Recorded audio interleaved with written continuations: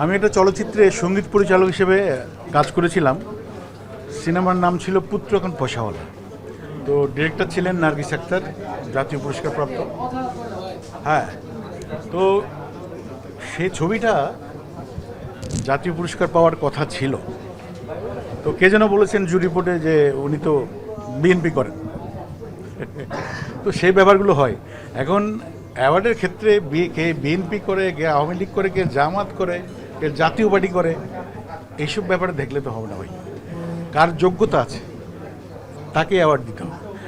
কার journey কত, যে কত দিন ধরে সে আমাদের বাংলা সংস্কৃতিকে সার্ভ করছে, এই জিনিসটা ভাবতে হবে।